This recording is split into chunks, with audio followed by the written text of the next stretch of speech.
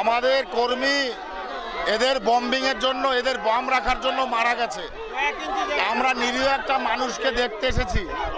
এরা আমাদের উপরে ইট পাটকেল, তৃণমূলের হারমাত বাহিনী এখানে ইট পাটকেল ছুড়ে আমার উপরে হ্যারাস করেছে, আমাকে হামলা করেছে।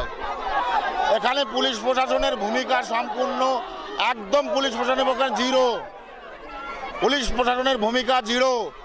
এরা ইচ্ছাকৃতভাবে আমাদের উপরে হামলা করেছে, আমাদের কর্মীদের উপর হামলা করেছে, আমার উপরে হামলা করেছে।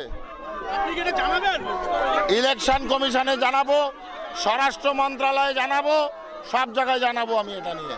মুখ্যমন্ত্রীকে আমার চ্যালেঞ্জ, এভাবে শান্তনু ঠাকুরকে হারাতে পারবেন না, আপনার ক্ষমতা নেই, এভাবে হ্যারাসমেন্ট করে আমাকে হারাতে পারবেন না। মুখ্যমন্ত্রীকে চ্যালেঞ্জ আমার, মুখ্যমন্ত্রীকে চ্যালেঞ্জ।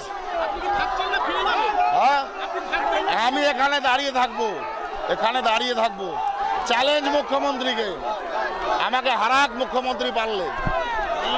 পরে আর শান্ত থাকবে, যত রাত বাড়বে লোক জমায়।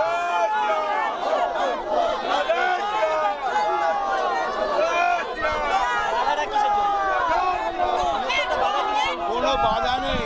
উনি যদি এখানে রাজনীতি করতে আসে, একটা অস্বাভাবিক মৃত্যু হয়নি, সে আহত হয়েছে, তো তার জন্যে পুলিশ আছে, প্রশাসন আছে, এবং তারা নিজেরা যা স্টেটমেন্ট দিয়েছে যে এখানে কোনো রাজনৈতিক দল জড়িত নয়, উনি এটা জোর করে করাবেন, লোকে মেনে নেবে। উনি এরপরে বলবেন মমতা ব্যানার্জি চোর, অভিষেক ব্যানার্জি এটা করিয়েছে, চেয়ারম্যান করিয়েছে, সেটা কি মানুষ মেনে নেবে? আমি তো এসছি এইসব থামাতে, আমি তো এসছি থামাতে, যাতে একটা গোলমাল না হয়। কারণ আমার এরিয়া অশান্ত হলে সেটা তো আমার ব্যর্থতা।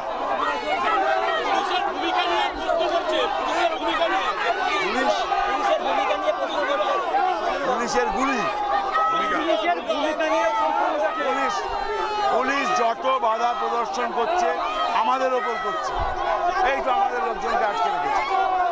ঠিক আছে, তারা তাদের কাজ ঠিক করছে, আমি বলবো আমার লোকজন যতক্ষণ কন্ট্রোল করতে পারবে পুলিশ অবশ্যই করবে। পুলিশ তাদের, আমার তো একটু আগে ওসির সঙ্গে ঝগড়া হবে। যাই হোক, সব মিলিয়ে সবচেয়ে বড় কথা এই অশান্তির পরিবেশটাকে স্টপ করতে হবে।